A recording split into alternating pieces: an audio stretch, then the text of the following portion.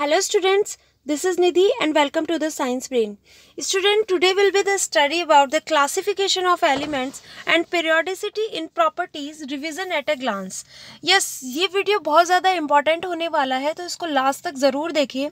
इस वीडियो में आपको पीरियोडिक टेबल की जो इतनी भी प्रॉपर्टीज़ हैं वो एक ही वीडियो में दिखेंगी आपको, तो बहुत ही ईजी होने वाला है आपके लिए आगे पीरियोडिक टेबल को समझना.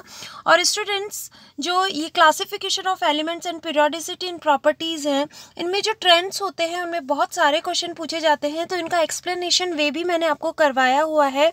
तो वो जो एक्सप्लेन वे है वो आपको मेरे डिस्क्रिप्शन बॉक्स में मिल जाएगा या फिर आप मेरी प्लेलिस्ट पे जाकर के चेक कर सकते हैं. 10th क्लास की प्लेलिस्ट में वहाँ पर मैंने पीरियोडिक टेबल को बहुत ही अच्छे से एक्सप्लेन किया है. और ये वीडियो जो है रिवीजन एट अ ग्लांस के पर्पस से बनाई गई है. तो चलिए स्टार्ट करते हैं. Classification of elements and periodicity in properties. देखिए स्टूडेंट्स, जो हमारी पीरियोडिक टेबल है उसको डिस्कवर करने में काफ़ी टाइम लग गया. अराउंड 200 जो ईयर्स हैं वो लग गए इनको डिस्कवर करने में. तो एक्चुअल में इसको बहुत सारे साइंटिस्ट ने कंट्रीब्यूट दिया है, मतलब अपना अपना कंट्रीब्यूशन दिया है. तो उनमें से कुछ साइंटिस्ट ऐसे थे जिन्होंने अपना कंट्रीब्यूशन तो दिया बट उनका कुछ ज़्यादा नाम हुआ नहीं. जिनमें से थे साइंटिस्ट सबसे फर्स्टली डिस्कवर करने वाले डॉबरनेर, उसके बाद में साइंटिस्ट न्यूलैंड, देन इसके बाद में लोथरमेयर, देन मेंडली तो बहुत ज़्यादा फेमस हुए थे. उसके बाद में साइंटिस्ट मोज़ेले ने जो मॉडर्न पीरियोडिक टेबल को प्रेजेंट की थी. तो सबसे पहले जो साइंटिस्ट डॉबरनेयर थे उन्होंने क्या किया था, तो देखिए डॉबरनेयर ने उन अपने पीरियोडिक टेबल को एक्सप्लेन करने के लिए ट्राइड्स दिए थे. तो जो ये ट्राइड्स थे इट मीन्स ये 3 के ट्राइड्स थे. तो ये जो 3 के ट्राइड्स थे इन्होंने बताया था कि जो मिडिल वाला एलिमेंट है वो सराउंडिंग 2 एलिमेंट का अर्थमेटिक मीन है. इट मीन्स जो एटॉमिक मास है सराउंडिंग 2 एलिमेंट्स का, तो जब हम उसका अर्थमेटिक मीन निकालेंगे तो बीच वाला यानी मिडिल वाले का एटॉमिक मास अपने आप निकल के आ जाएगा. ओके.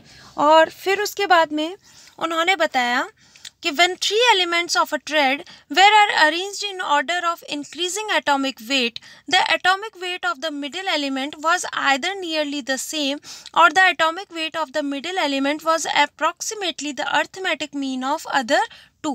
Okay? तो उन्होंने कुछ एग्जाम्पल्स दी, वो एग्जाम्पल्स देखते हैं. That is the examples. देखिए स्टूडेंट्स, एग्जाम्पल में उन्होंने बताया कि sodium is a arithmetic mean of lithium and potassium. तो अगर हम प्रेजेंट पीरियोडिक टेबल की बात करें तो जो फर्स्ट ग्रुप है उसमें लिथियम और पोटेशियम के मिडिल में सोडियम आता है. तो लिथियम का जितना एटॉमिक मास है प्लस पोटेशियम का जितना एटॉमिक मास है, अगर हम उसका अर्थमेटिक मीन निकालें इट मीन्स डिवाइडेड बाय 2 कर दे, तो जो अर्थमेटिक मीन निकल के आएगा वो सोडियम का एटॉमिक मास होगा. ठीक है. इसी तरीके से bromine is a arithmetic mean of chlorine and iodine. तो उन्होंने एग्जाम्पल दिया, that is the example. It means the lithium का एटॉमिक मास जो होता है वो 7 होता है, पोटेशियम का एटॉमिक मास 39 होता है. तो 7 + 39 अगर डिवाइडेड बाय 2 करेंगे तो 23 आंसर निकल के आएगा. And the atomic mass of 23 is sodium. Okay. Sodium का एटॉमिक मास निकल के आ गया. लेकिन इन्होंने ये जब भी डिस्क्राइब किया तो ये कुछ ही एलिमेंट्स पे एप्लीकेबल हो पाया. अर्थमेटिक मीन निकला या फिर उसके जो एवरेज पॉइंट्स में कुछ आंसर उनका निकला, लेकिन ये सभी एलिमेंट्स के लिए एप्लीकेबल नहीं हो पाया, इसलिए इनकी थ्योरी जो है वो फेल हो गई थी. ठीक है. तो जो नेक्स्ट थ्योरी आई थी वो थ्योरी थी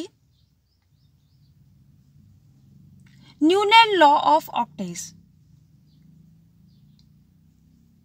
that is the Newland law of octaves. ये कट गया है यहाँ से slide. That is the Newland law of octaves. Okay students, उन्होंने बताया था कि lighter elements were arranged in order of their increasing atomic weight. The properties of every 8th element was similar to those of the first, like the 8th note of musical scale.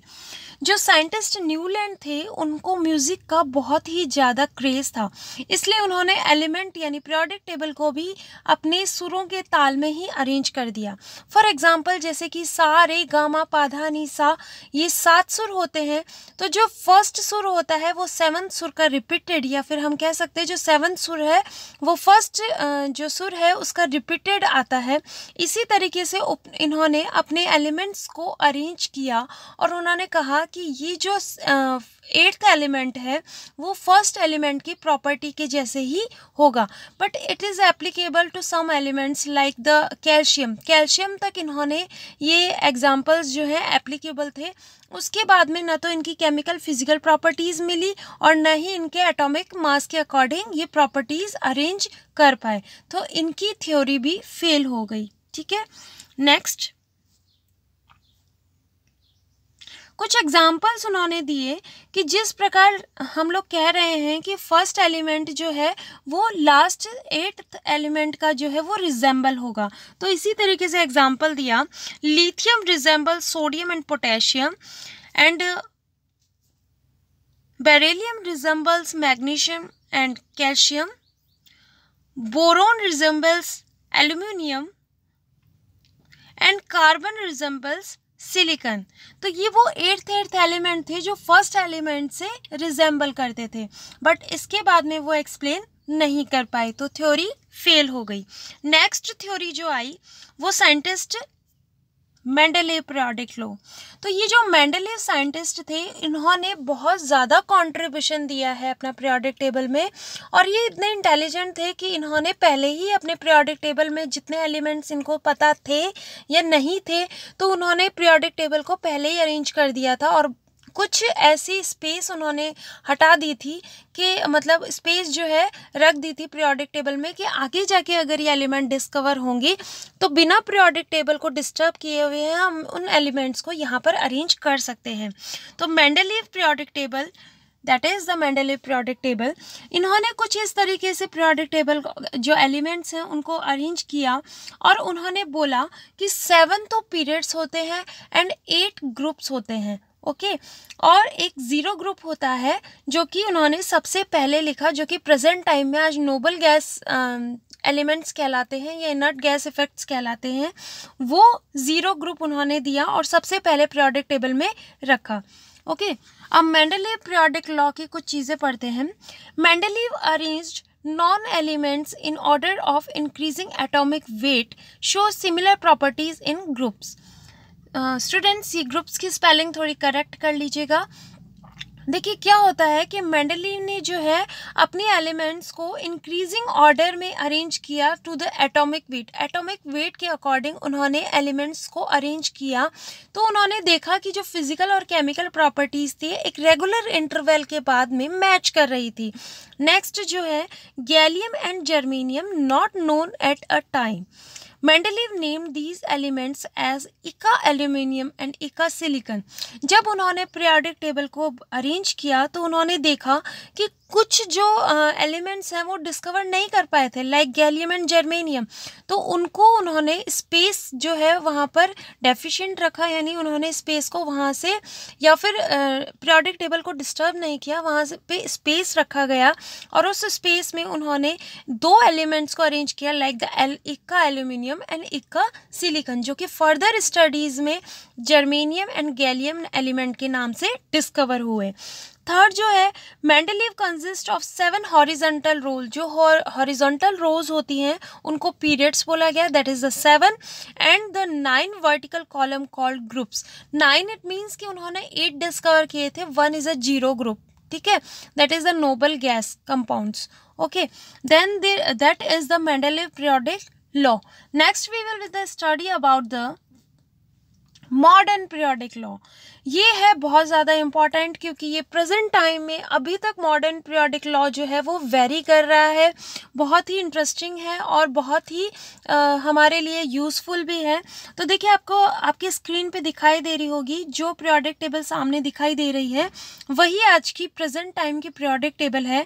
तो scientist जो Moseley थे उन्होंने बताया modern periodic law को, that is the elements are arranged in order of their increasing atomic number, that is elements with similar properties are repeated after certain regular intervals.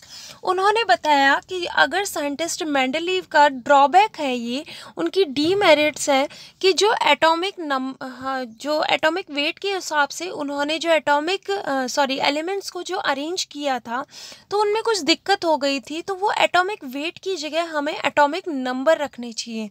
तो जब उन्होंने atomic number रखे तो बहुत ही ईजिली जो है elements arrange हो गए और रेगुलर इंटरवल के बाद में उनकी फिजिकल एंड केमिकल प्रॉपर्टीज जो है वो भी मैच कर गई। ठीक है, next, these regular interval being 2, 8, 8, 8, 18 and 32, these number called magic number. yes students, इनको मैजिक नंबर बोला जाता है। देखिए जो फर्स्ट ग्रुप होता है, देखिए स्टूडेंट्स, ये ग्रुप जो होते हैं वो 18 ग्रुप्स होते हैं और पीरियड्स जो होते हैं वो 7 पीरियड्स होते हैं। तो डेट इज़ द 7 पीरियड्स, ये 7 पीरियड्स हैं जो कि हॉरिजॉन्टल रो में आपको दिखाई दे रहे हैं। तो जिनमें से देखिए पहले पीरियड में ओनली 2 एलिमेंट्स हैं, तो इसलिए ये रेगुलर इंटरवल के बाद में जो मैजिक नंबर है, इसीलिए इनको 2, जब हम लोग एलिमेंट्स को ऑक्टेट के उनकी जो ऑर्बिटल्स में जब फिल करवाते हैं तो उनको इसी तरीके से फिल करवाते हैं 2। सेकेंड पीरियड में देखिए 8 एलिमेंट हैं, थर्ड में भी 8 एलिमेंट हैं, नेक्स्ट फोर्थ में 18 है, फिफ्थ में 18 है, नेक्स्ट में 32 है। तो इस तरीके से एलिमेंट्स को उनके ऑर्बिटल्स में अरेंज कराया जाता है और उन्हीं को हम लोग मैजिक नंबर बोलते हैं। नेक्स्ट देखते हैं,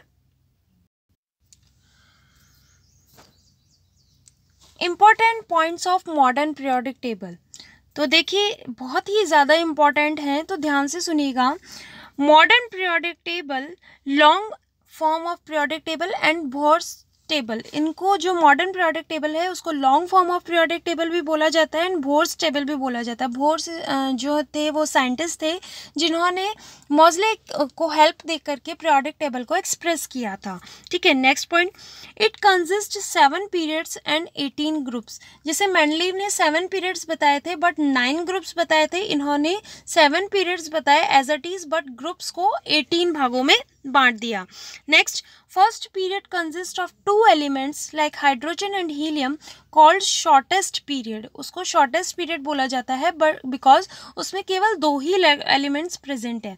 next, second period consist 8 element lithium to neon. तो 8 एलिमेंट्स जो हैं उसमें होते हैं। तो फर्स्ट एलिमेंट लिथियम होता है, देन जो लास्ट एलिमेंट होता है वो नियॉन होता है।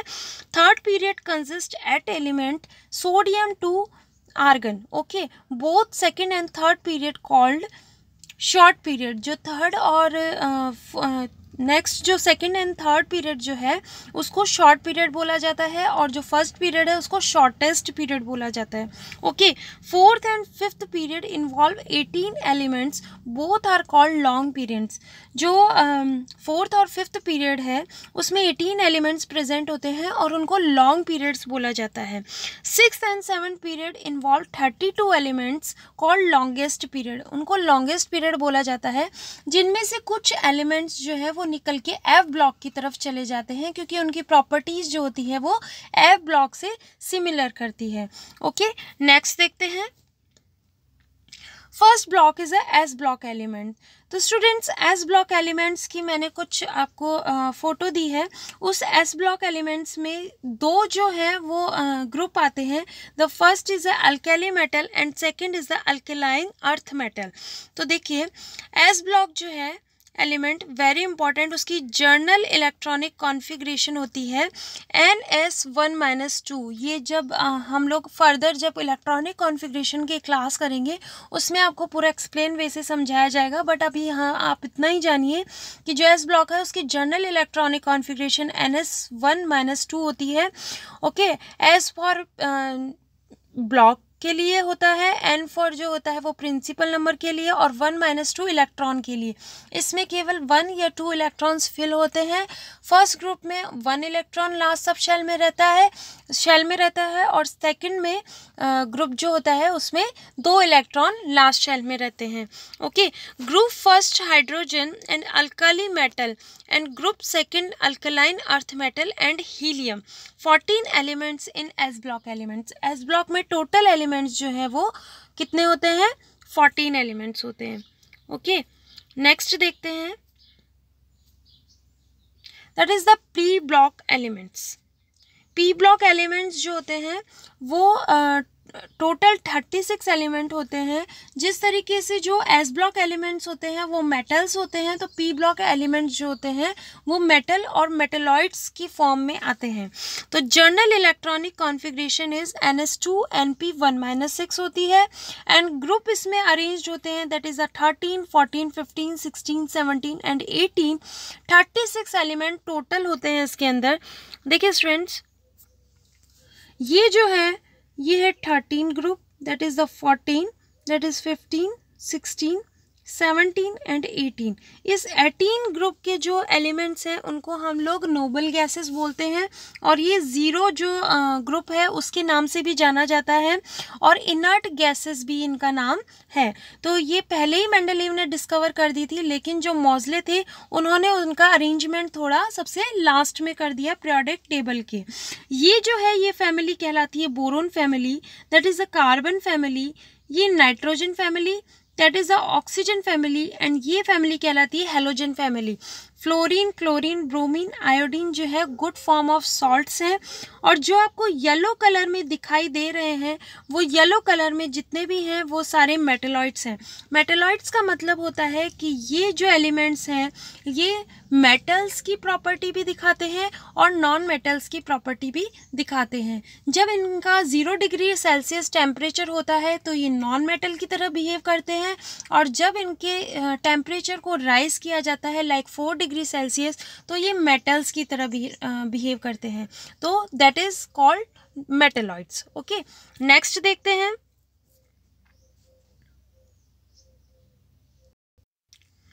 नेक्स्ट जो ब्लॉक है वो है एफ ब्लॉक। तो F block elements also called inner transition element. देखिए डी ब्लॉक जो एलिमेंट होता है वो अभी हम नेक्स्ट पढ़ेंगे, उसको हम लोग ट्रांजिशन एलिमेंट्स बोलते हैं। तो एफ ब्लॉक को हम लोग इनर ट्रांजिशन एलिमेंट इसलिए बोलते हैं क्योंकि वो ट्रांजिशन एलिमेंट के अंदर से निकले हैं और उनकी कुछ प्रॉपर्टीज़ एफ डी ब्लॉक से मैच करती है, इसीलिए उनको डी ब्लॉक में रखा गया। बट उनके जो जितने भी इलेक्ट्रॉन्स थे वो डी में न भरकर एफ ऑर्बिटल में भरे गए, इसलिए उनको एफ ब्लॉक एलिमेंट में रखा गया।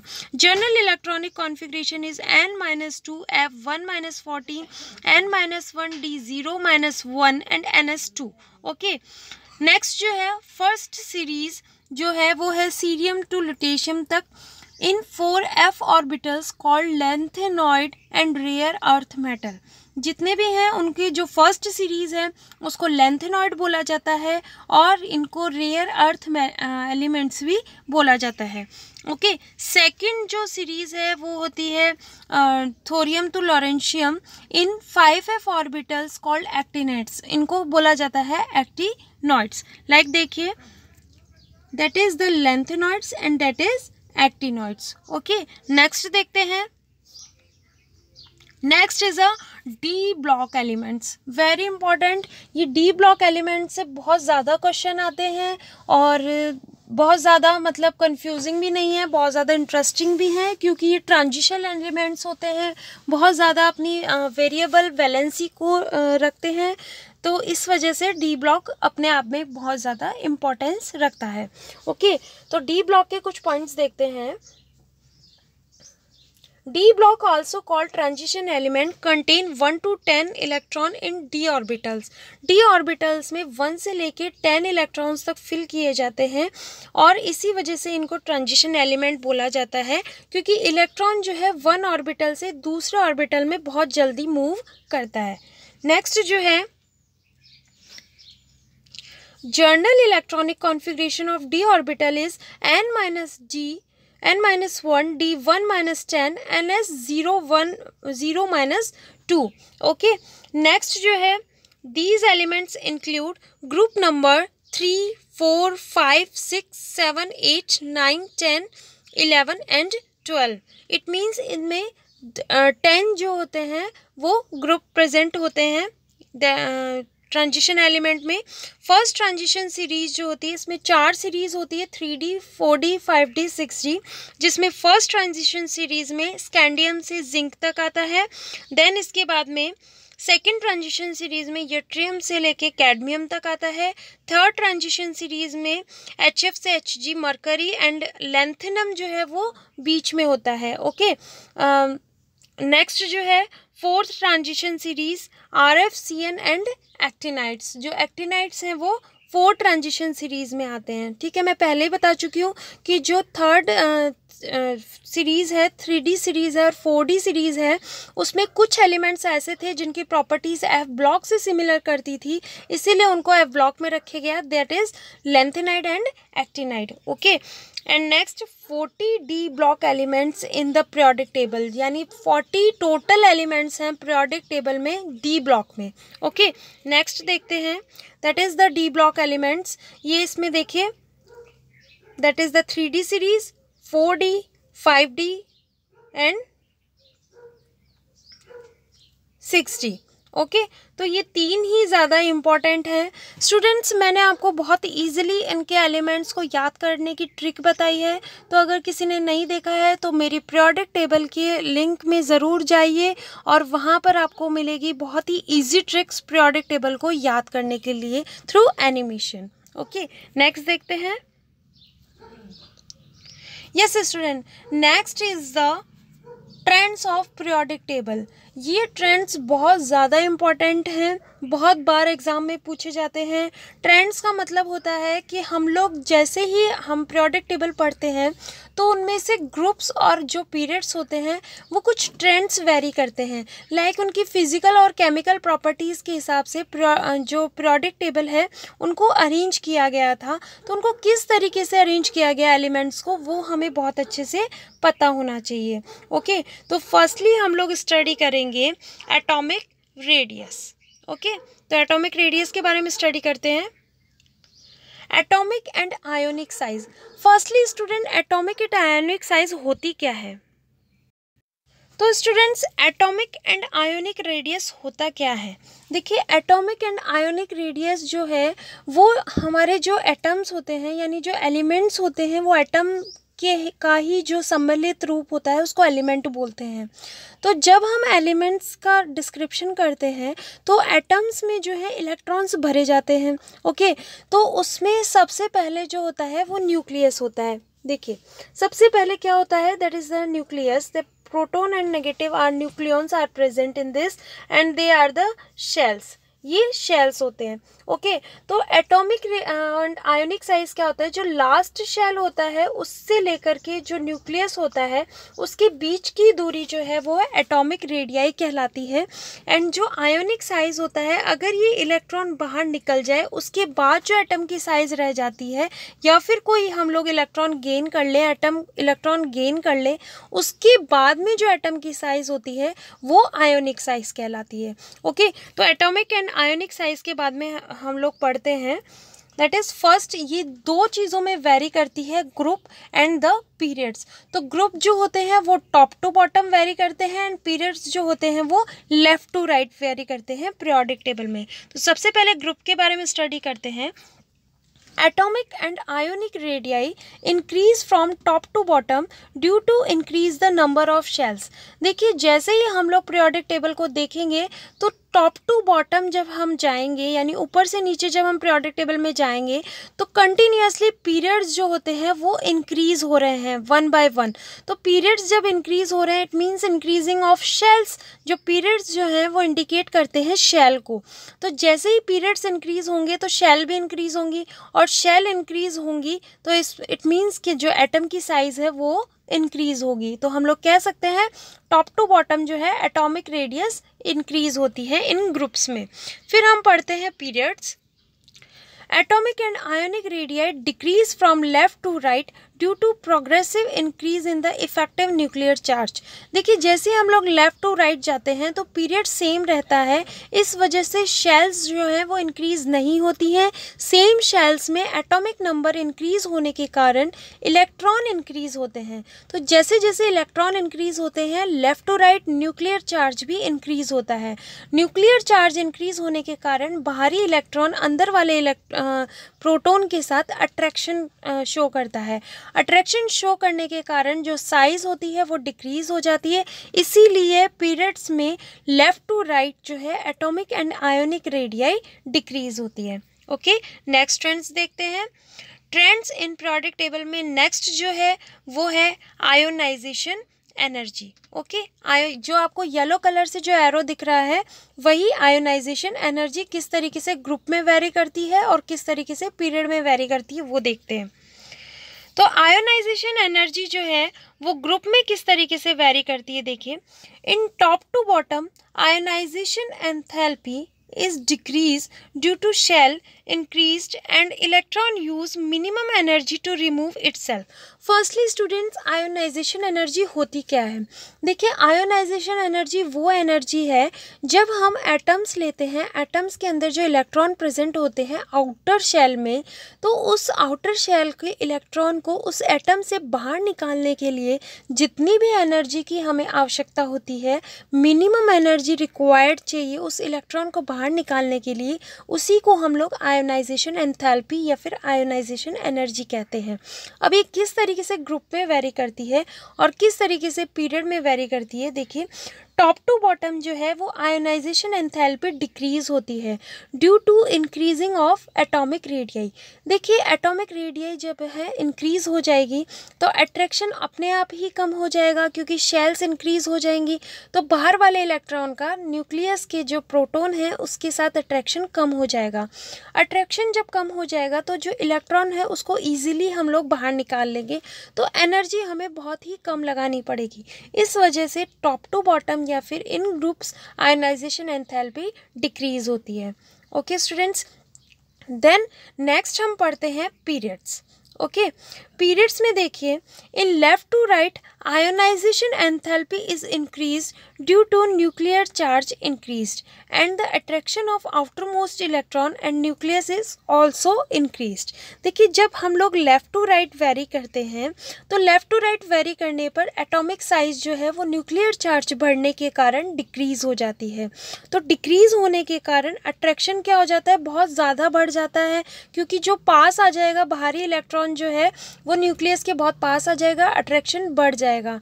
तो इस कारण से जो आउटर मोस्ट इलेक्ट्रॉन है उसको शेल में से बाहर निकालना बहुत ही मुश्किल हो जाएगा, तो हमें उसे आउटर एनर्जी बहुत ज़्यादा देनी पड़ेगी। इसीलिए टॉप टू बॉटम तो होती है ionization enthalpy decrease and left to right ionization enthalpy होती है इंक्रीज। ओके स्टूडेंट्स, नेक्स्ट देखते हैं ट्रेंड्स इन पीरियोडिक टेबल में सबसे नेक्स्ट जो आता है वो आता है metallic character. Metallic and non metallic character को हम लोग वाइस वर्सा वे में पढ़ सकते हैं। तो नेक्स्ट पढ़ते हैं मेटेलिक कैरेक्टर। देखिए स्टूडेंट्स, मेटेलिक कैरेक्टर में क्या है, सबसे पहले ग्रुप में वेरी करते हैं। Top to bottom atomic size increase, जब टॉप टू बॉटम जाते हैं तो एटॉमिक साइज क्या होती है, इंक्रीज होती है। Then the attraction between outermost shell and nucleus is decrease. जब हम लोग देखते हैं कि top to bottom size increase हो रही है तो बाहर का जो इलेक्ट्रॉन है उसका अट्रैक्शन न्यूक्लियस के साथ क्या हो रहा है, कम हो रहा है, डिक्रीज हो रहा है। So the loss of electron, जो लॉस ऑफ इलेक्ट्रॉन यानी इलेक्ट्रॉन ईजिली बाहर निकल जाएगा। और मेटल की प्रॉपर्टी क्या होती है, to lose electron easily. It means जो अपने आउटर मोस्ट शेल में से इलेक्ट्रॉन को ईजिली रिमूव कर दे वो मेटल्स होते हैं। तो यहाँ पर तो मेटेलिक कैरेक्टर क्या हो रहा है, इंक्रीज हो रहा है टॉप टू बॉटम। तो हम वाइस वर्सा ये कह सकते हैं कि अगर मेटेलिक कैरेक्टर यहाँ पर इंक्रीज हो रहा है तो नॉन मेटेलिक कैरेक्टर डिक्रीज होगा। ओके, नेक्स्ट जो है वो हमारा है पीरियड्स। पीरियड्स में देखिए left to right atomic size is decreased, so the electron losing power is decreased, so the non-metallic character increased. बहुत ही ईजी है। अगर हम लोग लेफ़्ट टू राइट जाएंगे तो लेफ़्ट टू राइट में अट्रैक्शन बढ़ने के कारण, ड्यू टू न्यूक्लियर चार्ज के कारण अट्रैक्शन जो बढ़ गया है वो इलेक्ट्रॉन को बाहर निकालने में बहुत ज़्यादा दिक्कत होगी, क्योंकि इलेक्ट्रॉन यहाँ पर प्रोटॉन के साथ बहुत ज़्यादा अट्रैक्टेड है। इसलिए जब हम इलेक्ट्रॉन को ईजिली नहीं निकाल पाएंगे तो यहाँ पर मेटेलिक कैरेक्टर क्या हो जाएगा, डिक्रीज हो जाएगा, एंड वाइस वर्सा कि नॉन मेटेलिक कैरेक्टर जो है वो इंक्रीज हो जाएगा। तो that is the metallic character and non metallic character. तो स्टूडेंट्स, ये थे कुछ इम्पॉर्टेंट ट्रेंड्स पीरियोडिक टेबल के। और आपको कैसी लगी ये वीडियो बिल्कुल बताइएगा। ये आपके लिए सफिशिएंट है। पीरियोडिक टेबल में से जहाँ से भी क्वेश्चन आते थे वो टॉपिक मैंने आपको यहाँ पर कंप्लीट कराए हैं। तो प्लीज़ मुझे कमेंट बॉक्स में बताइएगा कि आपको कैसे लगी ये video, and please subscribe my channel, like and share अगर आपको ये वीडियो अच्छा लगा हो तो। Please, thank you, bye bye.